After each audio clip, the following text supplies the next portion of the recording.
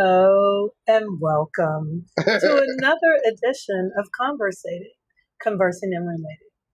I'm one of your co-hosts, April Autumn Sparks, And I'm sex life therapist. coach Jay Hughes. I was a little slow on the uptake on that one. I'm sorry. No, it's okay. We were having some technical difficulties, so y'all got to enjoy the intro 2 times. If you were here to see it 2 times, but if not, it's okay. It's okay. Yeah, don't worry about it. It is okay. You just missed the technical difficulties. Which one? Shout out to everybody that's tuning in today. We got some new stuff coming up, or new channel that's tuning in. One of our TikTok channels should be live right now. Yay! So shout out to everybody that's going to be eventually tuning in from TikTok. What's up, Ohio Hughes? Hello, Checking in real early. How we Love doing? It. She is not early. She is right on time. We're late. Yeah, we're late. I had to blame it on somebody. Right. Yeah. Right. It's okay, though, baby. I didn't want to take accountability. The A word. You see what I did there? You see what I did there? Well, okay. Today, we're going to talk about that. We're going to talk about that. Mm-hmm. We're going to talk about that. But before we get into the good stuff, we want you guys to definitely donate to our channel. If you see right there, that's how you donate. And we'll stream for Starbucks. Or any other coffee. Or, yeah, any other coffee. It's really not Starbucks. Have to be Starbucks. Starbucks. I had to change that. We stream for coffee. Definitely donate to our stream.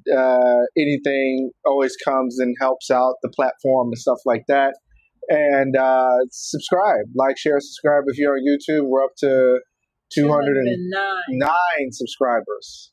All right. And if now you're on TikTok, definitely like and follow on TikTok. Okay.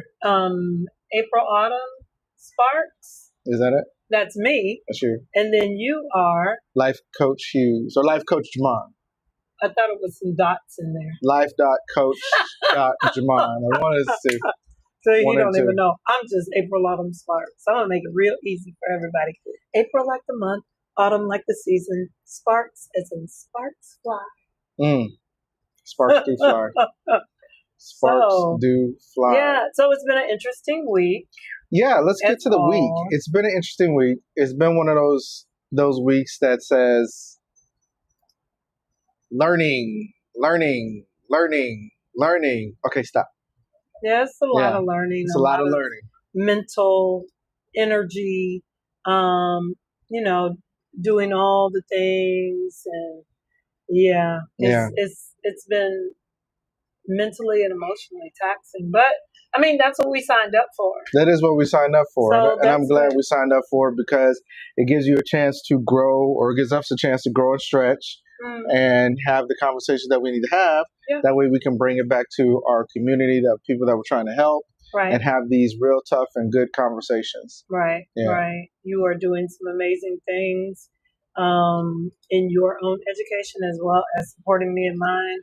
It's been hard, but it's been worth it, and I appreciate all the things that we're doing. Speaking of education, I'm excited about this upcoming week because my sister-in-love, your sister-in-love, Renata Shedd Hughes, is graduating from her Masters of Social Work program. Round of applause. Yes, dope.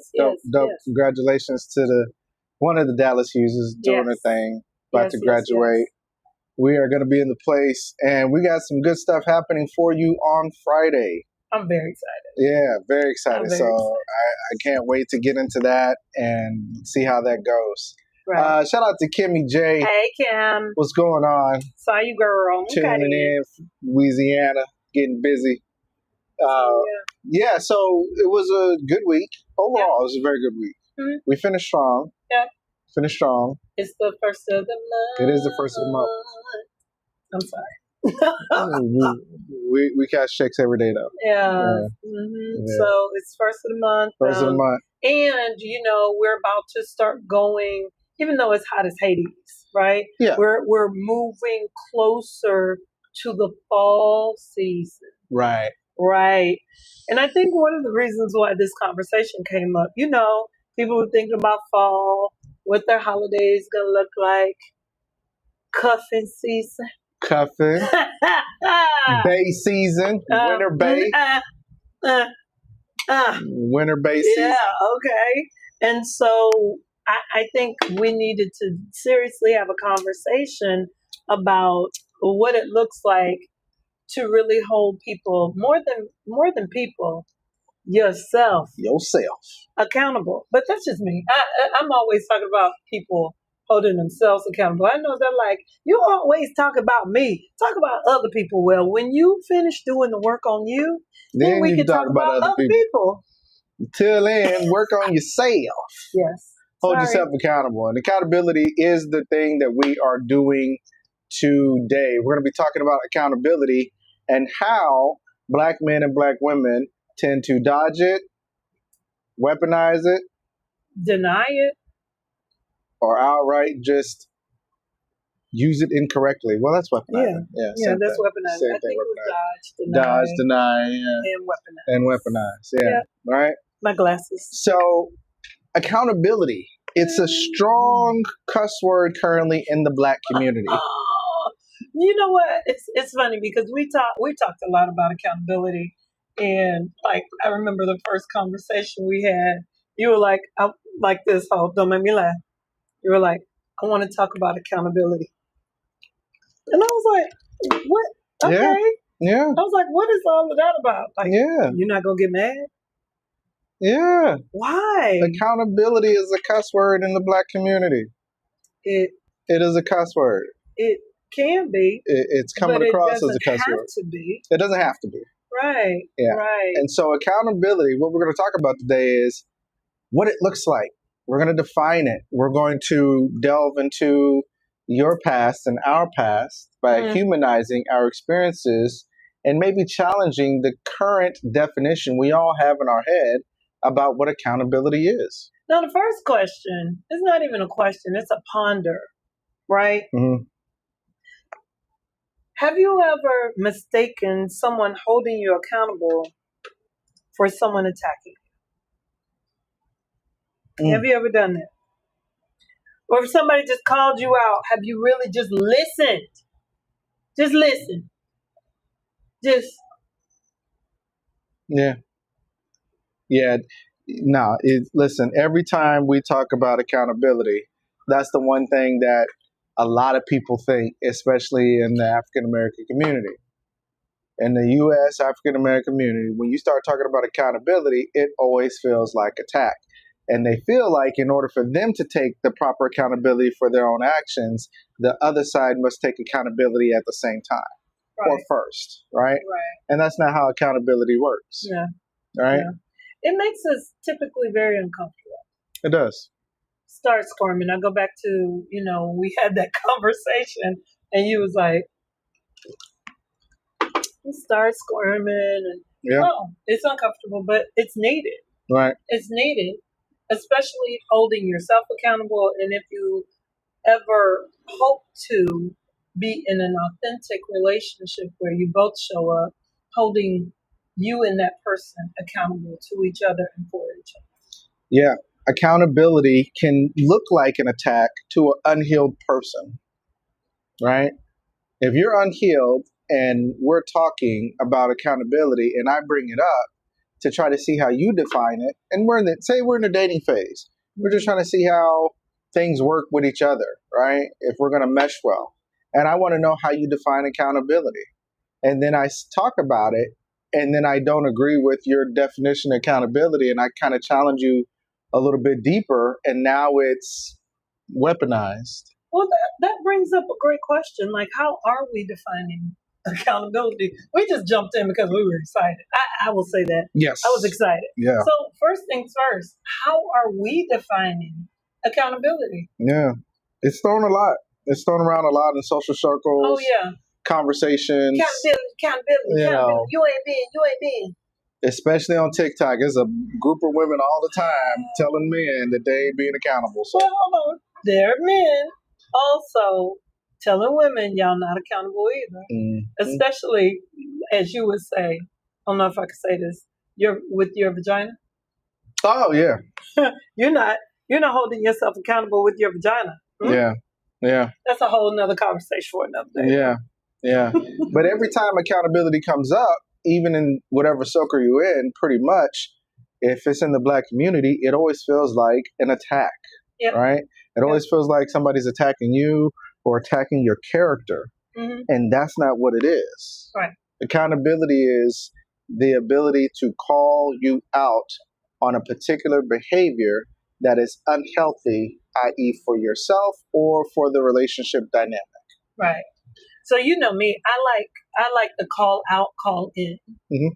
Like for me, it's with love, Right. with care and consideration. I may be calling you out, but I'm calling you in because I care about you and I want things to be different. I want us to have an overstanding so we can get to a different place. Right. So while it may be a call out, it's more of a call in. Right. Does that make sense? Because I care. Right. If I didn't care, I'd be like, do you? Right. Do you? Right. The fact that they're taking time to call you out on different behaviors in a relationship dynamic, or somebody is calling you out on your individual behavior, they care about you. They're telling you, hey, we're seeing you for what you're doing. We don't think this is healthy for you.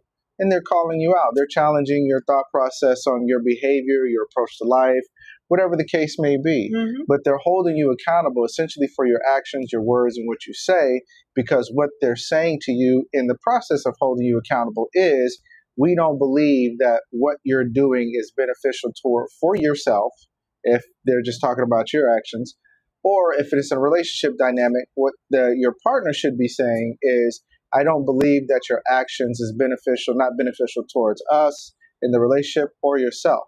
So what we typically do is get defensive and we shut down. Right. Right. So let's talk about the first thing, which is dodging accountability. And sometimes it is shutting down, right? Yeah. Right? Like, oh, okay, you think what you think. Yeah. Right? Yeah, we run from accountability because essentially it is causing us to grow and stretch beyond our comfort zone. Yeah. And we're not ready in some parts to do that. Right. We want to be comfortable. We don't want to be uncomfortable, right? But we're not considering that our level of comfortability is not healthy if the actions, the words are not healthy, right? Right. A lot of people view accountability as a punishment. You trying to put me in the corner. Don't nobody put baby in the corner. Right. You're trying to punish me with your words and make lord over me. Yeah. Or be, look, I ain't being submissive to you. You ain't my man. Right. You ain't my daddy. Bro, my daddy don't even talk to me like that. Right. Yeah. Okay, yeah. That's all another conversation for another day. Wow. That kind of stings right there. It does. Yeah. But it's not really a punishment. It's a path or an opportunity rather for growth, as you said, right? Yeah. It's someone saying to you who typically cares about you, listen, that behavior, that thing is a little maladaptive. It's not helping. So can we look at that and talk about it? It's not helping. Right. Not at all. Yeah.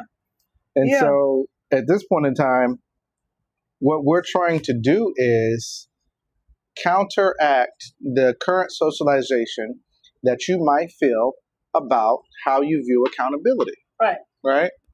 Because a lot of people think, well, I have to be quote unquote, we talked about this a couple of weeks. As a Black man, as a Black woman, I've got to know all the answers. Right. I got to be perfect. I got to show up. And if I'm not perfect, if I don't know all the answers, I said this with a couple of mine, Black women. I said, we will make up an answer and stand by it. Even if we find out it's wrong later, we would stand by that answer. And that's what she did. She laughed. She was like, we do that. Because the lemonade matched the tobacco sauce on the right side of the bed and then stand on it. I'm like, we do that. And that is incorrect. It's okay for you to be wrong. Black woman, it's okay. Black man, it's okay for you not to know. We don't know everything. Well, I understand that we've been socialized to believe that we should know everything. Right? But what's the verse, babe? In all things get an understanding.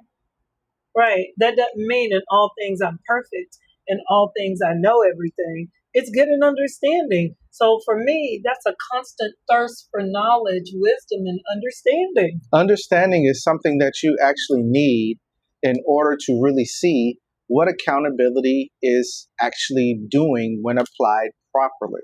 Right?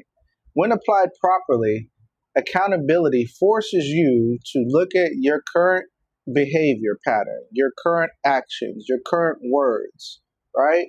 In a relationship or within yourself, right? If you have friends who are your friends, not your echo chamber, they're sitting there holding you accountable because they believe that your words or your actions are not conducive to a healthy behavior, right? So now, when applied properly, this accountability should make you look in yourself and say, are they right? Are they wrong? Pros and cons of all the things, and then coming to an understanding and accepting that understanding if you are actually wrong. So what you just said, and here's the thing that why we talked about one before we talked about the other, right? Last week we talked about vulnerability. And if you did not watch that, please go back, watch it. Last week was good, babe. Yeah. It was good. Oh my gosh. We talked about vulnerability. So in being accountable, there is an exposure, or at least it feels like you are exposed. You are vulnerable. Right. You are seen. Right. People see you. Okay? Yeah. And so with that, there is this thought that if I'm seen and I'm not perfect, there's some things that might not be right. Right. I'm being punished. Right. Then I'm gonna get upset. I'm gonna get mad. I'm like, oh, what you mean? Mm-hmm. How you gonna tell me? Right. You ain't perfect yourself. You do the same thing, nigga. You do the same thing. Right? And then the rah-rah begins. Right. Rah. The rah-rah begins. Uh-oh. Banaka. Banaka. Oh, Lord, I'm about to log off. I do not like accountability. Don't you dare. You better stay right here. Accountability is a black woman's kryptonite. That's what they're trying to say. Don't prove him right. That's what they're trying to say, Takani. Don't prove him right, Banaka. Don't do it. Don't do it. Nah, it's rampant on both sides of the aisle. It is on both sides. Yeah. So when black women and black men say, "Oh, you ain't perfect yourself. I saw you." Well, how you gonna bring it? We talking about you right now. Right. It's not being able to one at a time talk about the issues. But what typically happens is you wait. You hold that. Right. You hold it like the big joker in spades. The last draw foe. And you wait until you're in a situation where you can ka-pow! You can utilize it or weaponize it against the person.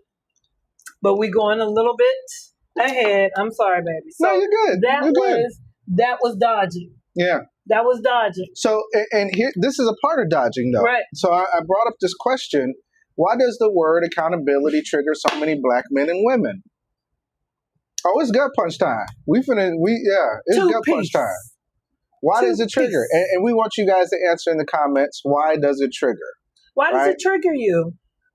And what we're going to do while we're setting up the call, because we're going to set up the call. Oh, I'm excited. Do we get the number out We're going to get the number up there. We have the number. But let me set up the call. But while we're doing that, why don't you tell us, in your opinion, honey, why do you think accountability is like a cuss word, or it triggers so many black men and women?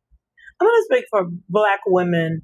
I mean, for right now, and all the things that I hear in social media or whatever, black women are drugged through the mud about accountability.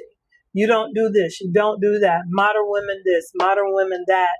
And so whenever we talk about accountability, it's like they are like taking their earrings off, putting their hair in a ponytail and getting ready to fight because it's always an attack.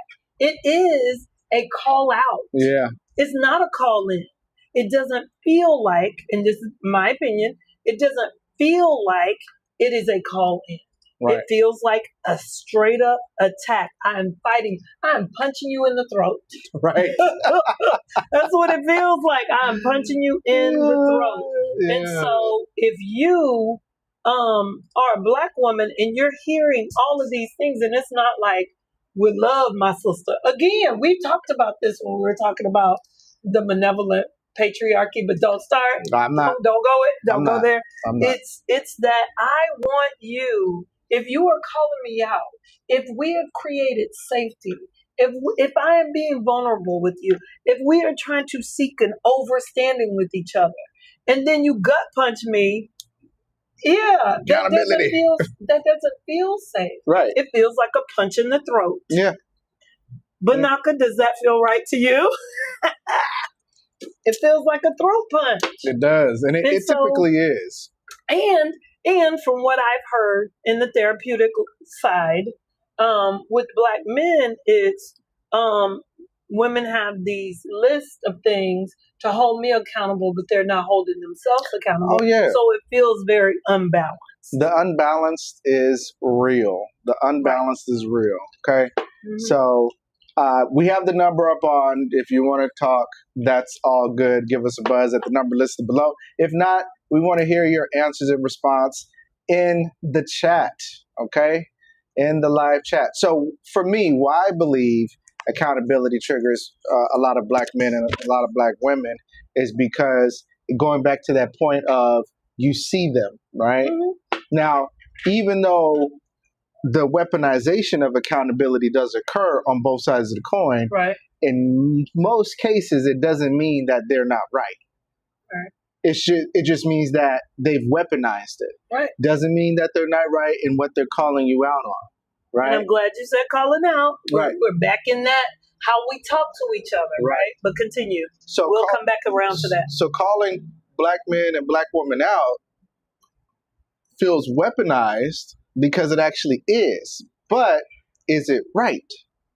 We get lost on if it's right or wrong simply because the way it was delivered was weaponized. Right. So it doesn't leave room for conversation. No. It doesn't leave room for interpretation. Right. It doesn't leave room to be challenged whether or not the calling out was actually right or not.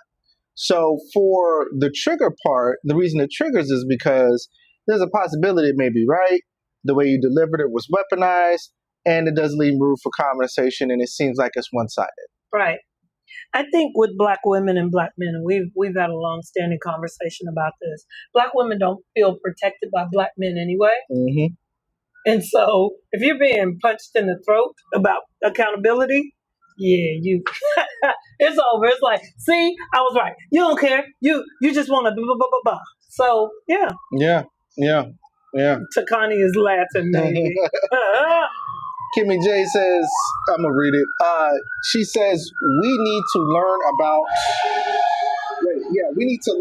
approach accountability with love and care so the other person does not feel attacked. That's why I said a call in. Right.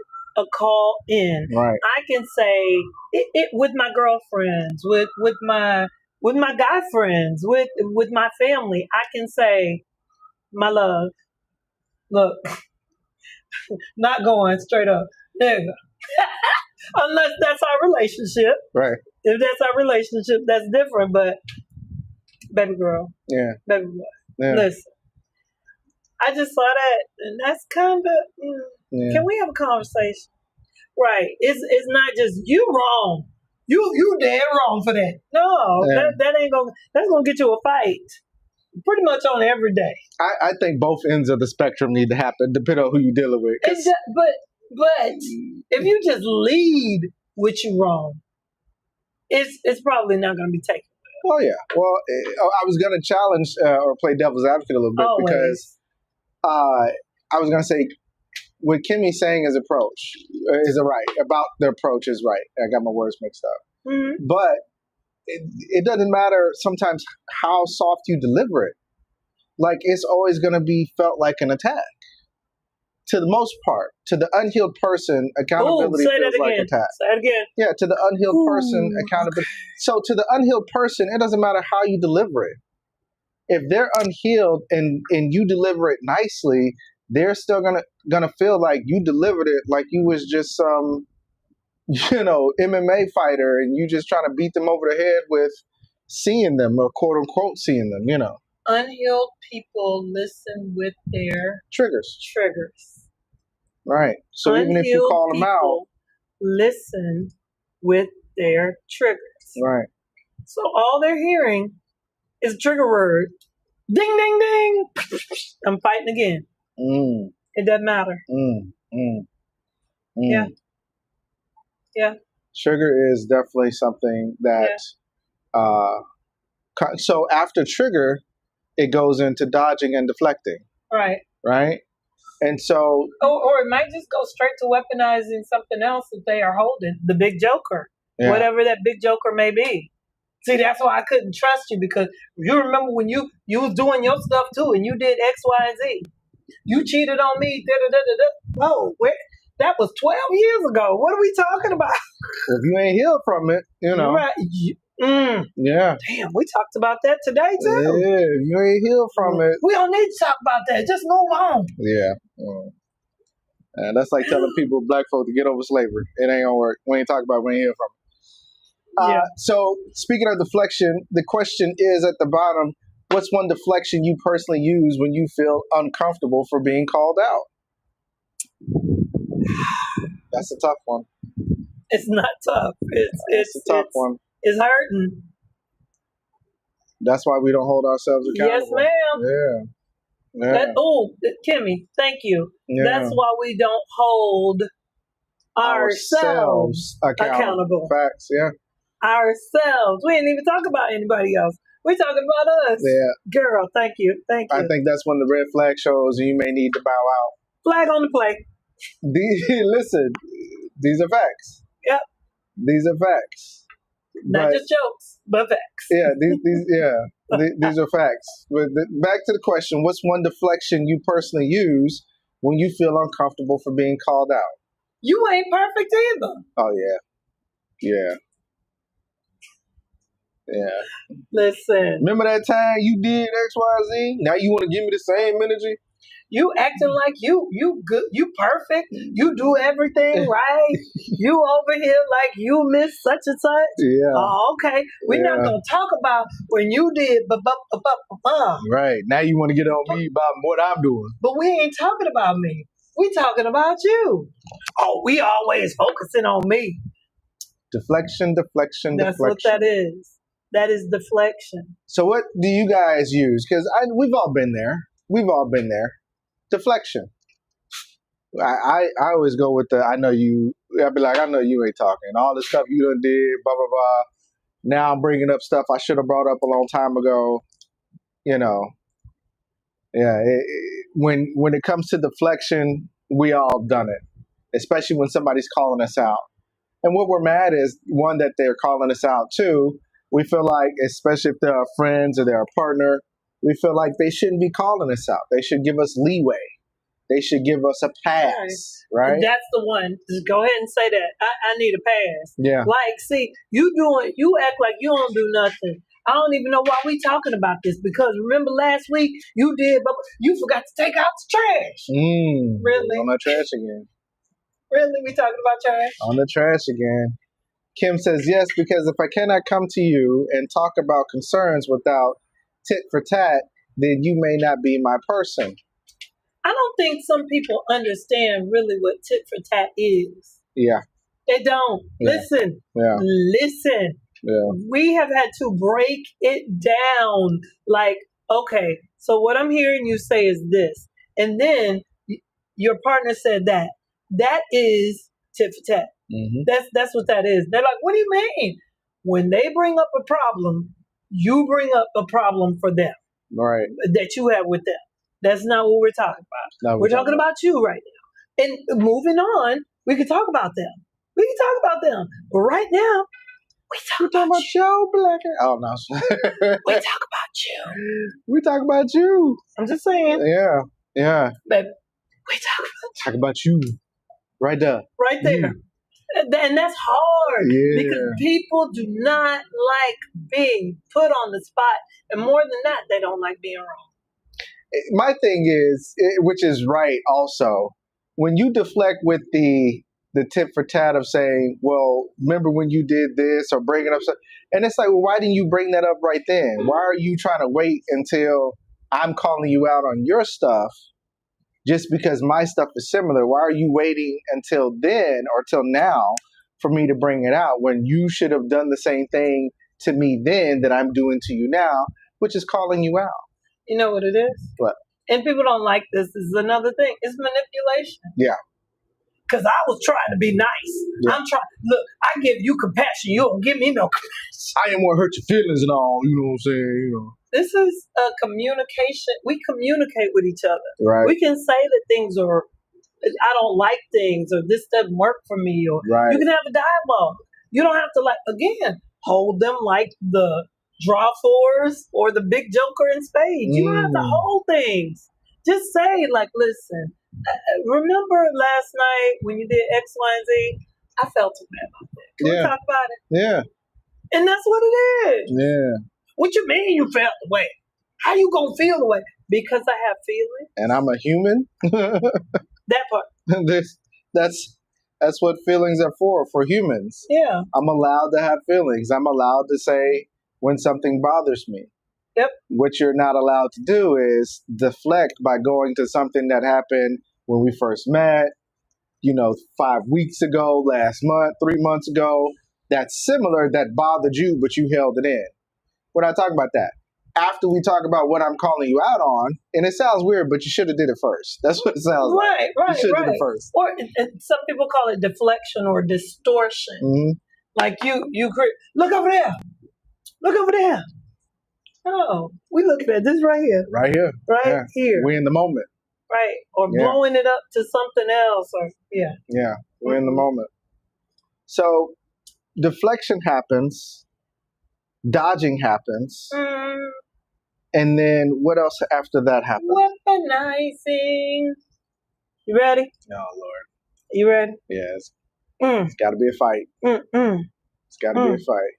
Oh, my guns look good. I'm sorry. This next question, you've been hitting the gym. Yeah. Okay. This next question is gonna hit some people real hard. Don't drop your phone. Let me take my glasses. Yeah, don't drop your phone. Don't drop your tablet. Don't drop whatever don't punch the screen, okay? Because you all have done this, including us. You ready? All right. When have you ever weaponized calling someone out just to win an argument or a discussion? It got quiet. Crickets are going off. Hush. The hush fell over Jerusalem. Hush. We've all done it. Yeah. We've all weaponized a calling out in a reverse order to try to call them out. I mean, I think I'm just going to go to the why. Because we want to avoid it. Yeah. Yeah. We want to avoid the whole situation. Like, how you going to call me out? Like, we're about to fight. Yeah. Like, that's the best thing to do, because if I fight you, then we're not really looking at the situation. We're engaged in warfare against each other instead of looking at the thing. Right. Right. And what you're mad is, the reason you want to reverse call me out or pull that reverse Uno card out is because you really don't want to deal with what it is. And what it is could be past trauma. Right. Situations that you have not healed from. Right. Baggage that you brought into relationships. Maladaptive behaviors. That nobody's ever checked you on. Yes. Right? Because you've been getting away with everybody else. But now when this person who ain't going calls you out on it, now you mad. My daddy don't even call me out on stuff. Maybe he should have. Yeah, maybe he should have. Yeah. Or you wouldn't be acting like this to even bring that up. Yeah. Because what that sounds like to me is, I wish my dad called me out on this behavior. Right? Right. Right? That's what that sounds like to me. I wish my mom and dad or my mom called me out on this behavior.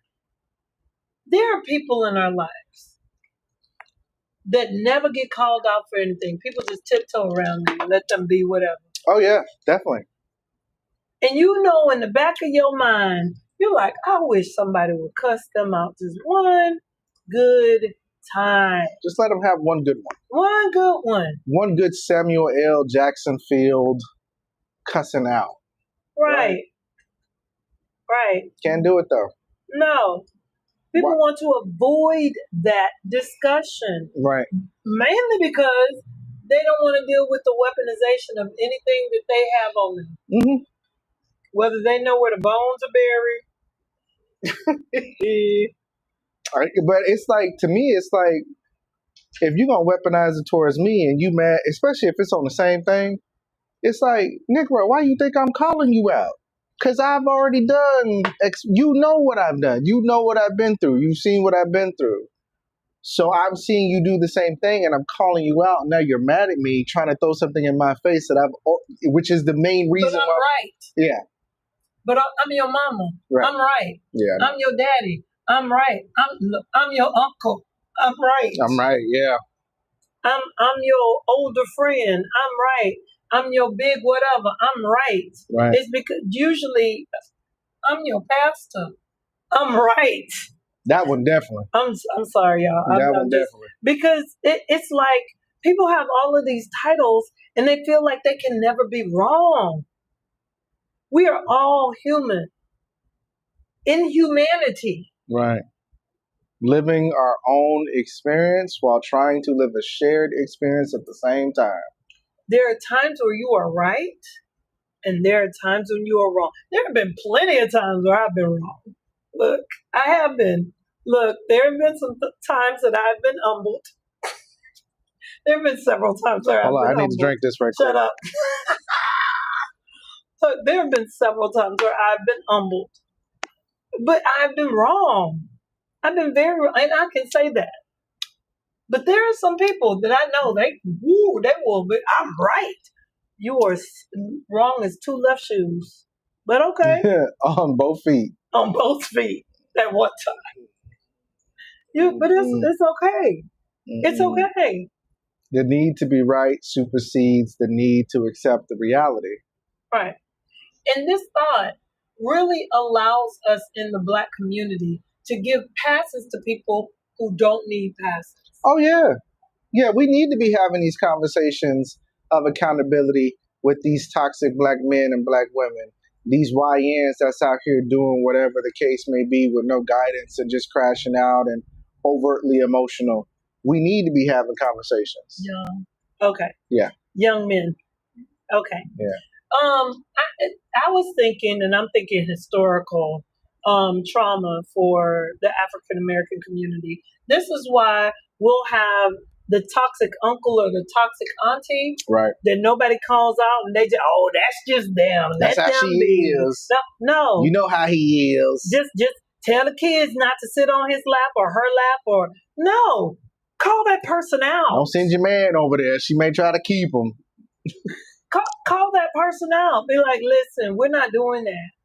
Why you want to be causing problems in the family? Because I see, because I understand. That's not causing problems. That's trying to save the family. That's trying to address an issue that you're scared to address. It's trying to change. I'm sorry. Yeah, it's just like you want to save face for some reason. But everybody, our family ain't like that.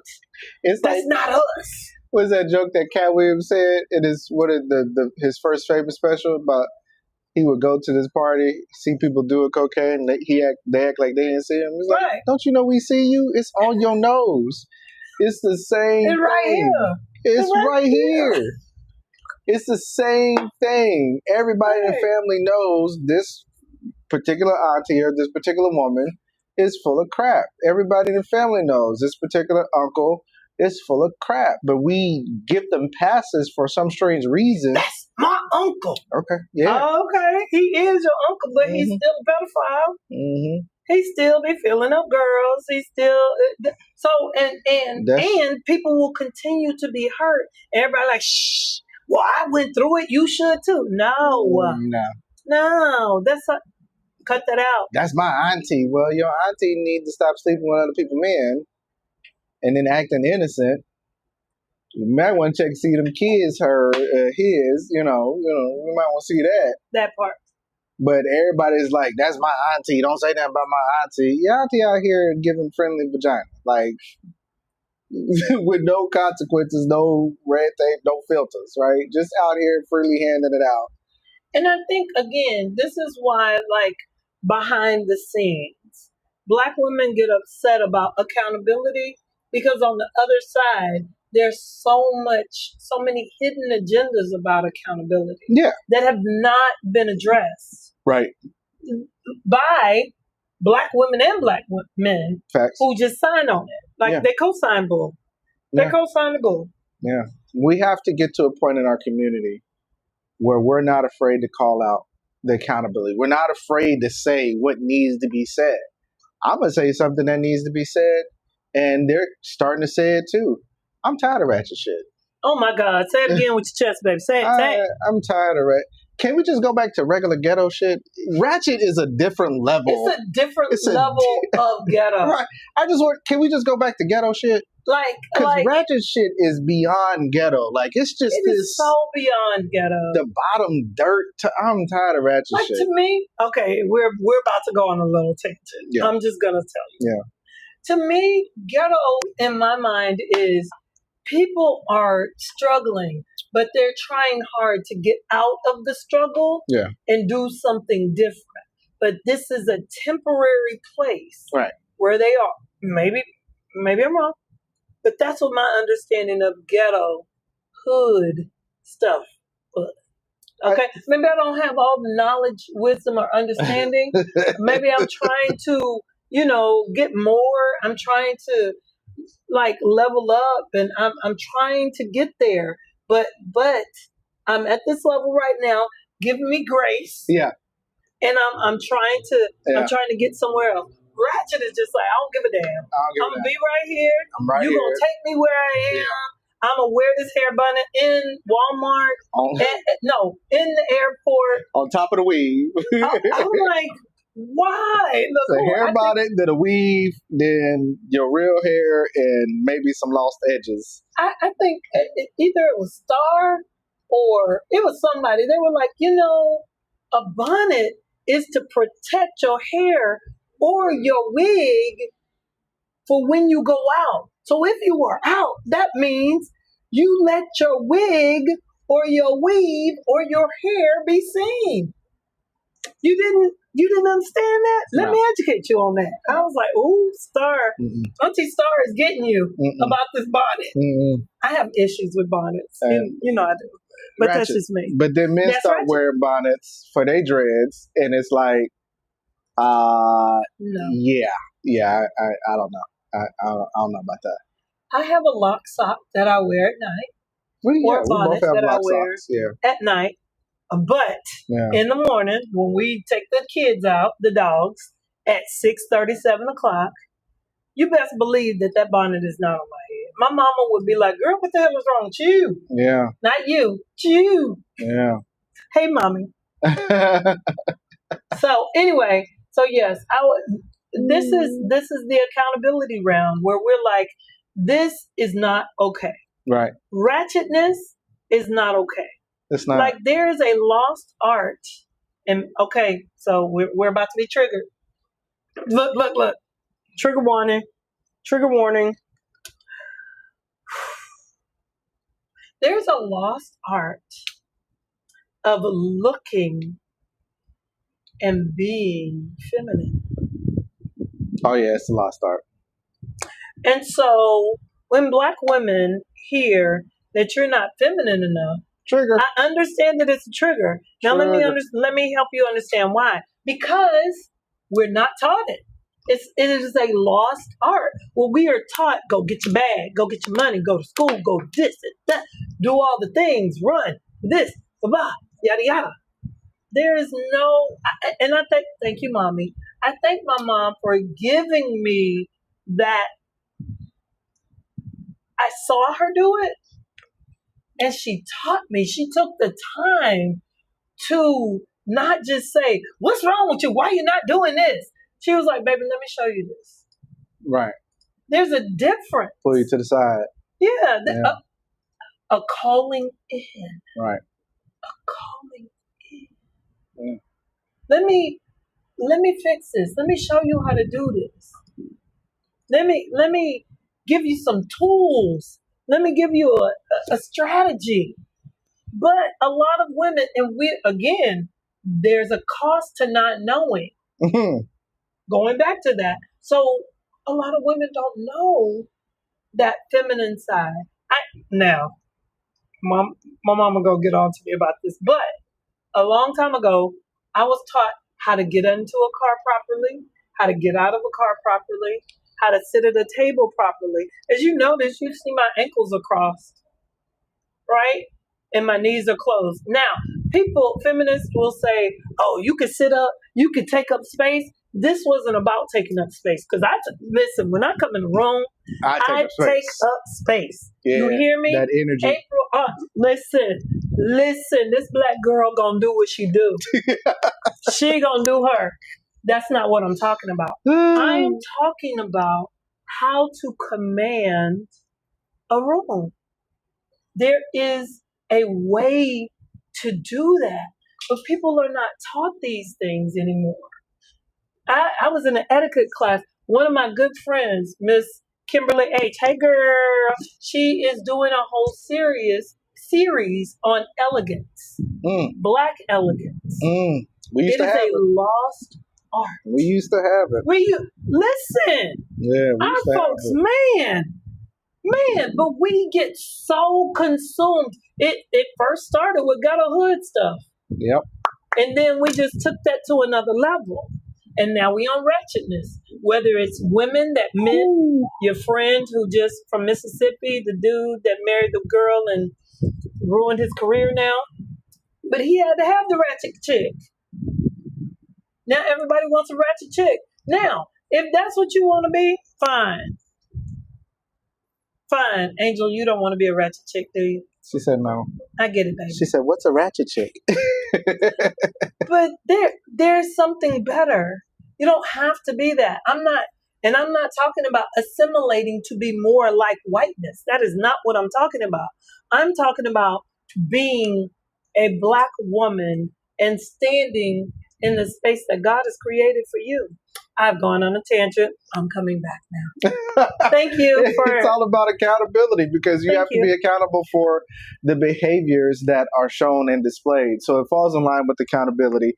And what I can say is, on the man side of things, we imitate what manhood is like. We don't know what we're doing because we came from the same broken homes that the black woman came from. So while she's lost her femininity, we have learned to imitate masculinity because single mothers can't teach you how to be masculine. And single mothers didn't teach black women how to be wives. They only taught them how to get the bad. They projected. And so if you realize and hold your parents or parent accountable for the different things you need to hold them accountable for, you will understand that maybe what you've been socialized to believe by said toxic parent who may have not been healed, who may have not been ready, wanting children or anything like that, that toxic parent may have taught you some things that are currently not working for you. Because if they were working, you would have exactly what you want. Now, let me just say this. Most of our parents, especially those who were, well, I'm going to speak for me as the oldest person in the room. As a parent who, I was born in the 70s, my brother's in the 60s. As a parent growing up in that era, it was different and difficult. There were a lot of things going on. And as a single parent, did the best that they could with what they had. I get that. That still does not mean that there are things that you did not get. Right. It's not saying you was a bad parent. It's just acknowledging that there are things that they couldn't give you, especially if you were in a single parent home. I couldn't see and didn't see in my house every day a man and woman working together. That doesn't mean that my mama didn't do the best that she could, because she did. She gave me everything she had and then some. Right. Everything. Mm-hmm. But there were still some things that I had to acknowledge that I am missing as a woman that is growing in humanity. And I came from a two-parent household, saw my parents work together, died in the same year, all that stuff. and I chose to ignore what I saw. See, I wanted to say that to show our viewers that just because you came from a two-parent household does not automatically all the time put you as a child in ahead of the pack if you chose to ignore what you saw, or if you saw in that two-parent household was really the love and support and the partnership that you long to have. Because some two-parent households, they just existed for the kids. Right. Oh, say that again. They just existed for the kids. They did not exist for the love of themselves first, and then the love of each other first, and then the kids, which is the divine order, right? They just existed for the kids. We know couples right now that are just existing for the kids. And that's not fair for the kids, because it's funny. People don't understand that kids are smart. Very smart. They saw it. They knew. They understand. They saw. Most kids are like, when we go in the therapeutic process with kids, they're like, they needed to divorce a long time ago. I'm glad today they're done with each other. You thought you was hiding it from your kids, but you weren't. You think you hide stuff from your kids, but you don't. You know how I prove this? Because each and every one of you know something about your mom and dad that they swore up and down they hid from you, right? So at the end of the day, if that's the case, it's no different with your kids. Right. It's no different with your kids noticing your trauma, your setbacks, your bad habits. Right. But they don't hold you accountable until they get older and they feel like they don't want to deal with you no more. Now they at the house. You wonder why, they don't call you and all this other stuff. Because they don't know how else to hold you accountable besides giving themselves distance. Yep. So this brings us to the last question. And I want you guys to really think about this one. Do Black men and women feel emotionally safe enough to take accountability with each other as well as themselves? No. I mean, there's a whole thing where accountability, and we've been kind of inferring it in this conversation, that accountability is gendered. Right? Yeah. There's this accountability for Black women to be the mothers and be responsible about everything, right? And then there's this accountability for men in relationships that they need to show up this way, but on other things, Black women don't have to show up the same way in the relationship. Right. So there's this gendered way, and so I don't think that we have come to a place where we can take the emotion off the table. Right. And put out, okay, let's be safe and talk about this. Right. Be safe. Right. Yeah. What do you mean? Right. I can't feel safe with somebody that I feel like is attacking me. Right. Even though I know there's a possibility of what they're saying could be right. What they're saying probably is factual. But because I'm in a space of unhealed, I'm in a space of I want to do what I want to do, I'm in a space of not being aligned, I feel like it's an attack, so I don't want to hear it. I don't want to deal with it. I don't want to deal with the surface level issue, which is the accountability part of what I'm being held accountable for. Mm-hmm. And I definitely don't want to deal with the deeper issue. Right. So I can't feel safe with this person that's calling me out. So one of the things that, and this is going to be a gut punch, so just get ready. Most Black people are performing. Oh, yeah. Yeah. Shucking and jiving. Especially Black women. Yeah. Black men too. But you're performing. You're doing all the things you're performing. And you are distracting yourself from actually looking at you as a person, as a human being. And so when somebody yo, look at that right there. Yeah. What the hell? You don't see this? Yeah. This performance? I'm doing all the things. What you mean? What are you doing? Yeah. No. Yeah. So yeah. Ooh, Kimmy. Listen. You've never felt safe with a partner. Hold on. Yeah, we can't let that slide. We can't let that slide. What about you feeling safe with you? People always say, Yeah. I don't feel safe with him. I don't feel safe with her. Baby, you got to feel safe with you before you can decide that you can co-create, yes, co-create safety with somebody else. Right. Right. And that's something that really takes into accountability of being accountable for your unhealed emotional, spiritual, and mental trauma. You're never going to feel safe with anybody, period, until you heal, until you confront the things that made you start feeling unsafe with yourself first. Yeah. I had to tell somebody something, I think last week, and I was like, it was a friend of mine, and you're trying to be there for your friend and this, Right. and that, right? Right. And she goes, I'm so mad at him, I want to punch him in the throat. And I'm like, okay, I get that.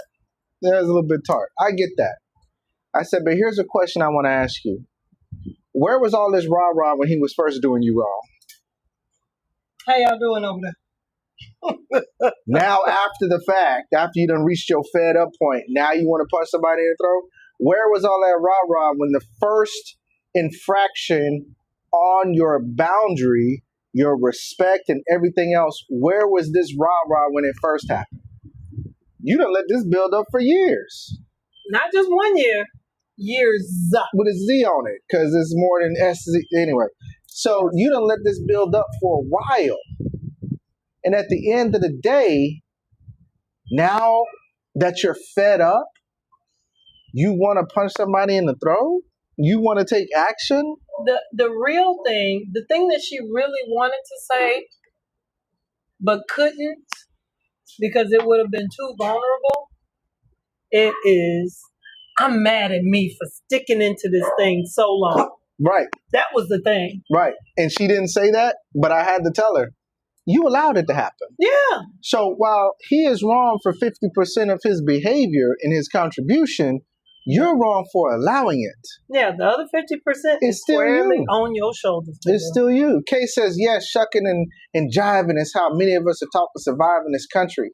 Accountability is a threat to shucking and jiving. Yes. So the two don't typically coexist. Yep. Yeah. Yeah, they don't coexist. No. But that's only by choice because they actually should not coexist. Right. You got to choose one. You can't coexist with shucking and jiving and being accountable. You got to choose one. You got to choose one. Kim says, nope, because I would open up with them and they would mention it once and I would confront them about something. Mention.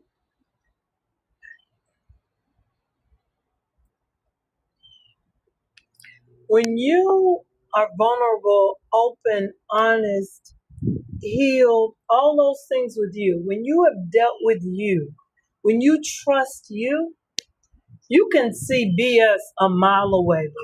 All day?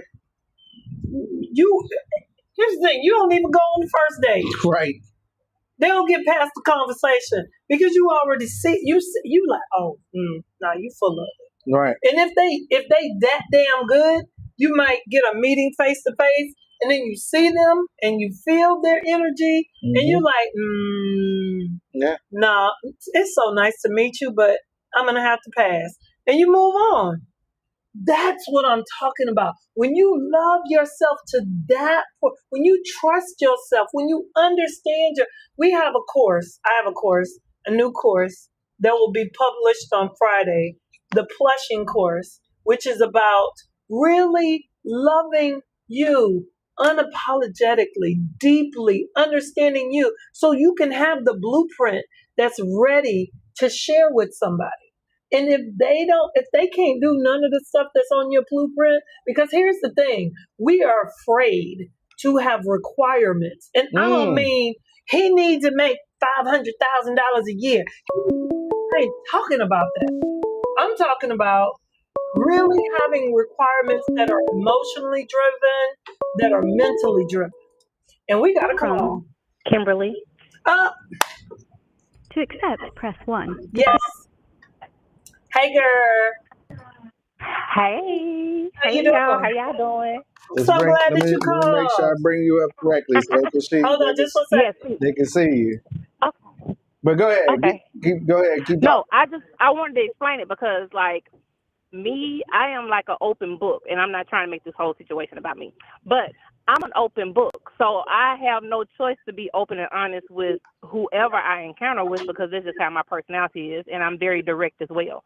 So if I say like if I open up to you about things that probably happened in my past, childhood, or whatever the case may be, you're all consoling and emotional and supportive, but then once I confront you about maybe leaving your clothes on the couch or something like that, then it's a tit for tat thing and it's an argument, and then you start throwing up the stuff that I done said that I open up to you about, and it's like, what the hell? But yeah, that's what that is, and honestly, I have noticed that, and when I look back, because I'm not dating right now, Right, it's not happening, right. but just looking back on the serious relationships that I've had, I've always had that encounter with different people, but the same attitude. So that lets me know that it's some stuff that I needed to work on myself.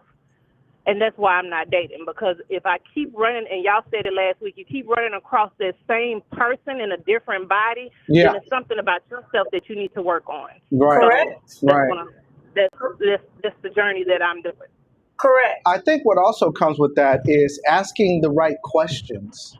I think we're afraid. Mhm. I'm not saying this is you, but I know this used to be me until I got healed.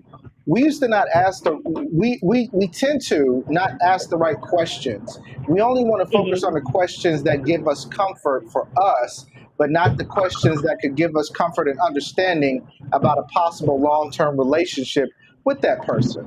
Like we don't ask like, hey, are you in it for dating? Are you in it for this or that? But if we do ask that, we don't ask the questions like, what does vulnerability look like to you? Or how do you approach different situations when it comes to dealing with a single mom with a child and who's co-parenting and stuff Right, like that? right, We don't ask those questions normally, right? right. We And don't. men don't ask those questions. We don't ask, hey, are you really a good mom to your kids? Or do you feel like being what do you feel like being a stepmom to my kids? How do you Right. feel like about I'm co-parenting with my ex-wife or whatever the case may be? What does a good mom look like? Right. What What is a does good? a good dad Yeah. look Mhm. like? How do Mhm. you define that? Mhm. So we're not asking the questions that we should be asking, which also helps us run across the same kind of people we typically run across all the time, just in different bodies. It's not just something Right. that you have to work on for yourself. It's some other stuff that you have to adapt in your healing process. But once you get healed and you continue to heal, nothing anybody can say about anything will destroy or weapon or can be weaponized about your healing. Right, Like they can't weaponize your past against you, your past mistakes, right, because you're healed. right. I Mhm. would also say, like, co-creating a safe environment is key, Right. right? And so, we can be very vulnerable here. There are things that Jamon does that drives me absolutely bonkers, and there are things that I do that drives him absolutely bonkers. Swish. Absolutely. However, I'm not going to come to him like, why the hell, blah blah blah blah blah. I'm just gonna be like, listen, can we work on this because this drives me crazy. Yeah. Yeah. And oh, Yeah. I didn't know. Oh, okay. Well, now we can have a conversation about it. Yeah. And the same with me. Like, there are things that I do that I know drives him crazy. The way that I formulate certain questions, which can be taken as passive aggressive, but that was something that I was taught. Yeah. It's to get my Right. way. It's controlling. I get it. I understand it. I'm working on it, but it needs to be something that I'm working on. Now, if I'm not in a relationship with somebody, I'm not going to have the tools to work on it. Can't Does put it that in make sense? practice. I can't practice that, Yeah. Yeah. right? Because I'm not Yeah. asking myself, can you go take the groceries out of the car? And saying, don't you want to get the groceries out the car? Don't you want it? Well, not No, really. Not today. no, I don't. Oh, you want to help me now? Right. Instead of asking for what I need. Hey, babe, could you help me get the groceries out the car? Right. Yeah, all right, I'm on my way. Yeah, and I think this is a problem in the Black community because Yes. most of us do not know how to communicate in a healthy way.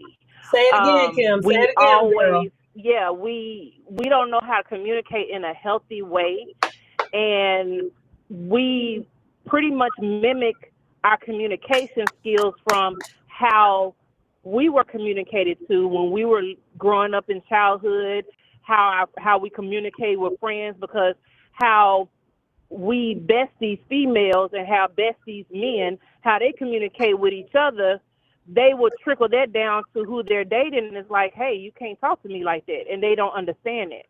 You know what I'm saying? So I think in the Black, and I don't know if there's some like a heal part or whatever the case may be, but we really do not know how to communicate with each other as a Black community, and we need to figure out how to do it. I feel like it need to be, I always talk about it, like tonight's conversations. Well, we are going to be doing of men and women, like men on one side, women on another side, and we have that opportunity to ask each other questions so we can learn men and women on a much more deeper level, but have a conversation. It seems like, and it happens all the time, even with me being on Facebook, where if I say something that somebody disagree with, you automatically trying to attack me, and you don't even know me. Right. So it's like, and you're doing that because you do not know how to have a healthy conversation. Right. There is something that we'll be doing, a retreat that's going to address this very issue, where it's kind of like a he said, she said, where we come together, and we do this in our therapeutic process when we're talking about couples. We talk a lot about the interpretation between men and women and understanding, because again, just like I said, I did not grow up with seeing a mother and father interact in a relationship like that. Yeah. That's just not what I saw. And so for me, some of this stuff makes me uncomfortable because this is a whole new world for me. It is. It's different.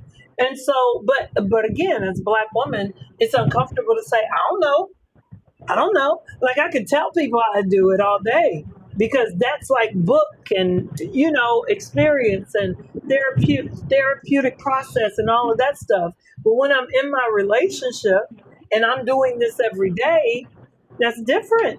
And so we are going to be having a retreat. That's a kind of he said, she said kind of situation where we have that, where Black men and Black women come together and we talk really about the disconnect, because that's what it is. It's a disconnect in how we hear and receive information from each other and then connect back to each other. Right. Yeah. Right. So I appreciate you calling. Like we're always. I would say it seems like we're always fighting against each other. Yes. And it's because we do not understand each other, and we're not even trying to take the time to understand. But one thing I can say about this, this new generation, I forgot we're the millennials. I forgot what they Gen Z, X, whatever. One thing I can tell you about this new generation, they are big on mental health and communication, and they do their best, and I can commend them for that. They do their best to try and communicate in a healthy way. Yeah. And they're real big on mental health therapy, counseling, things that were shunned in our generation. I would say we definitely need to continue. Have some way to go. I still have because they're very divisive.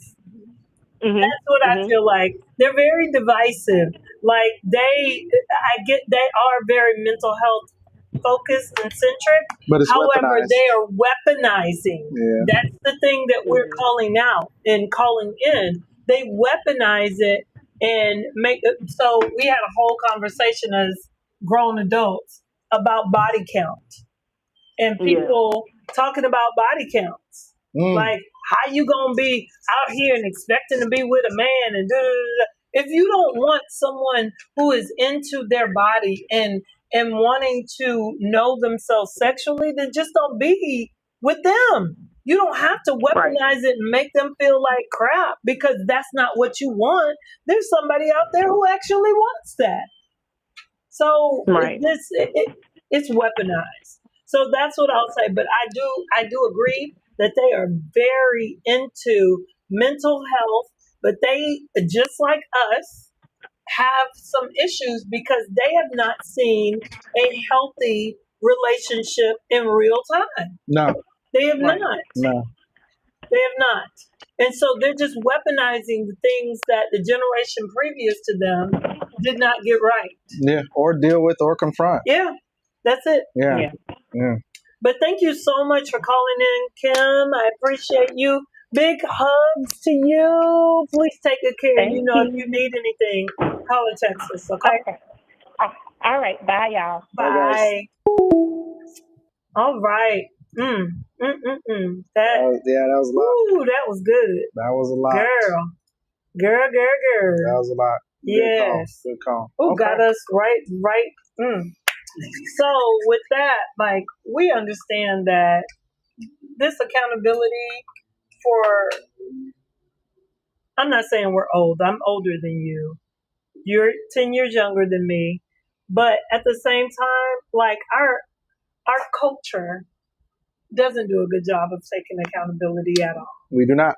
And again, there's a trickle down effect from generation to generation to generation where we don't address things. And so that leaves almost like a wormhole for the next generation. Yeah. It does. And so they are not able to, like, I heard her say they're really big about mental health. I agree. Yeah. They own their thing about mental health. Yeah. And so that's great. I feel like in this generation, we'll have more therapists, we'll have more coaches, we'll have people who will be in support roles to more of the Black community. However, I think as far as marriages, partnerships, the rates of and really creating families and sustainable communities, that is going way down for the Black community. Still going down. Yeah. Still going down. And so, again, it's not really addressing the issue of the Black family. It is really adding to the destruction of the African American family. That was a research project I did in my bachelor's program back in 1997. I don't even know why you told that. So, but it's still relevant because the destruction is still going down. Like we talked about, like getting married. Like people will have babies and then hope that they will get being married. a baby mama than a wife. Right. Yeah. And so it's just comfortable with making babies instead of being a father. But again, who has told them? Anything different? Who has held them accountable? Who has said, okay, so let's talk about that and how, I was talking to someone the other day and they were saying, they haven't done a lot of dating. They just did a lot of hookups in hopes that those hookups would end up in a relationship. And I'm like, is that what you wanted to do? And they were like, no, but that just seems like it would be the thing that they would want to do. Yeah. I'm like, but that's not, we're talking about what you want to do. What is it that you want? I want a relationship. Well, why not leave with that? Instead of let's hook up and then possibly get pregnant and then possibly be tied to this person that you don't even know for 20 plus years. Only to find out you didn't really like that person. Right. Yeah. I don't like them. Yeah. They suck. Yeah. They're not a good human being. Accountability comes in all shapes and sizes. It's on the full spectrum from men and women, especially in the Black community. And today's topic is accountability. And we wanted to challenge your thought process on how you view, approach, and take on accountability within yourself first before you can take on it with a partner or in a partner situation. Yeah. So we definitely thank you guys for tuning in. We hope that this provoked your thought process. What? Yeah, I want to leave people with homework. You know me. Go ahead. Look. Hold on, wait. Don't make me laugh.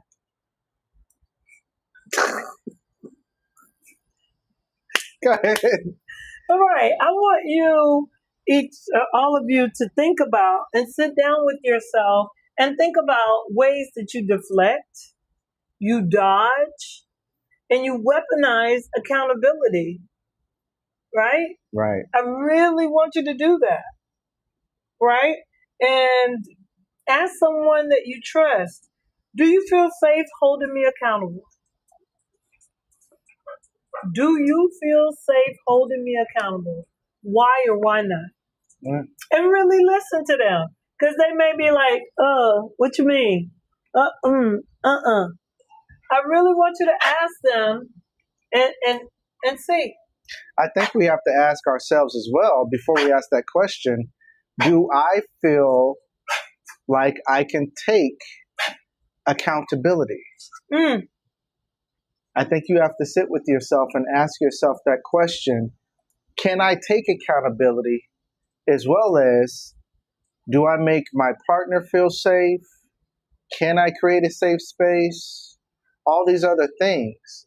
Let's start with, can I take accountability? Openly. When I'm being called out, openly. With myself, calling myself out, openly. Maybe there's a better one. What are some things that I need to hold myself accountable for? Mm-hmm. What are some things that I need? Not anybody else. Mm-hmm. What are some things that I need to hold myself accountable for? You know, I've been running from doing X, Y, and Z. That's okay. Yeah. I've been dodging this because of X, Y, and Z. Okay. I've been avoiding talking to her because of X, Y, and Z. I've been avoiding talking to mom and confronting her on this because of X, Y, and Z. Yep. Yeah. Kalia says, a person can't ask that question if they can't handle the smoke that may come with it. Listen, this is why you start with yourself. Jesus. This is why you start with yourself. And we always say this. Accountability, vulnerability, acceptance, all these other things. Starts with you. Starts with you. Starts with always. You. So start by asking yourself, what have I been dodging accountability on? Can I take accountability on those things I've been dodging? You know, I'm sorry. That made me think about something. That's why I had to shift, because we are good at distractions. Yes. We're good at distractions. We will distract ourselves with the millions of things that I got to get this done. I got to do this. Got to do that. Got to take care of the baby. Got to take care of this. Got to go to work. I'm too busy to be doing all of that. Right. I'm like, so you are saying to me that you are too busy to take care of you. That's what I just heard you say. Right. You're too busy to focus on you. You're so busy focusing on everybody else that you can't give yourself 20 minutes of your time in a 24-hour day. 24 hours, you can't give yourself 20 to 30 minutes. But you want somebody else to give you their time. Well. Okay. Well. All right. Well, again, we hope that this has definitely pushed the envelope for you guys. We know accountability can be a cuss word in our community, our meaning African American community. But it also could be a cuss word in other ethnic groups as far as the United States is concerned when it comes to dealing with self and dealing with each other. Yep. We definitely want to focus on the Black community because that's who we mainly focus on and serve. However, accountability can be applied professionally, personally, right? It can be applied in a lot of different ways. It works for men and women. Nobody is safe from the accountability. Right. However, what I want you to understand, and what we hope that you understand, is that it all starts with you. Wherever you have shown up and there has been lack of accountability, 50% is there you are. You either allowed the lack of accountability to happen for other people taking accountability for the things that they've done to you or said to you. You've allowed that because you didn't speak up when you should have. Or you have not taken accountability with yourself about your toxic behavior, traits, habits, what have you, that have led to the results that you continue to get, be it in professional life, be it in your personal life, be it in the relationship of some of y'all with y'all kids. Right. Yeah. So accountability is a well-rounded, blanketed thing that can happen for both sides and should happen with both sides. But before we can pass the accountability to our partner, we have to make sure we have it within ourselves. Right. Right? And so do that homework. Ask yourself, what have I been dodging accountability on? Right? Be vulnerable with yourself, like we talked about last week, and say, this is what I've been dodging. List 5 things that you've been dodging accountability on. Start right there. Right. And then after those 5 things, once you're vulnerable with yourself, then you come back and say, can I take accountability for those things in the fullest? Not the skim accountability where you be like, all right, I did that. Let's move on. Not that. The full, deep accountability of understanding why you did it, where that choice of behavior came from, and how you can not do that again to have a better result, right? So ask yourself about accountability. Let's dive into accountability, and let's take that further outside of this show, because, again, this is how we reach the community. Right. If you would like, speaking of community, if you would like a community that's going to hold you accountable, that's going to help you look at yourself, we have several different groups that will help you with that. We have the women's group, Finding Queendom, which happens on Tuesday nights at 7 p.m. Central Standard Time, 8 p.m. Eastern Standard Time. We have the men's group, Purpose, which happens at Wednesday, 7 p.m. Central Standard Time. And yeah, it does happen on Wednesday, girl. I know. It's after I take you out. Wednesday, 7 p.m. Central Standard Time, 8 p.m. Eastern Standard Time.